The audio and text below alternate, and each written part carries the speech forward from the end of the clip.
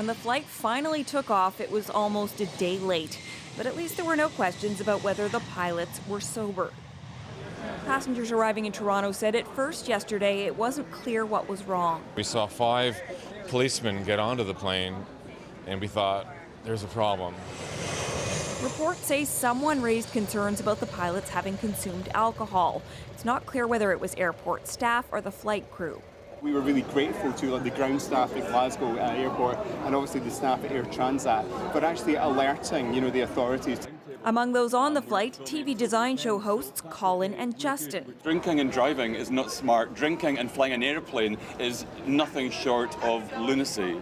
The pilots from yesterday's flight, 39-year-old Jean-François Perrault and 37-year-old Imran Zafar Syed, appeared in a Glasgow court today. Neither entered a plea.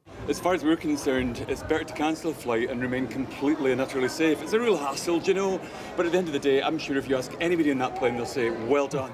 It was more than a hassle for Caroline Woodgett. Her father has Alzheimer's disease and was flying alone. I couldn't find him for 2 hours yesterday. I was calling hotels all around the airport. Eventually, when I first called Transat, they had no information. I was just panicking like crazy. Passengers had their hotel paid for and were offered a $200 flight voucher. Air Transat says it apologizes for the inconvenience.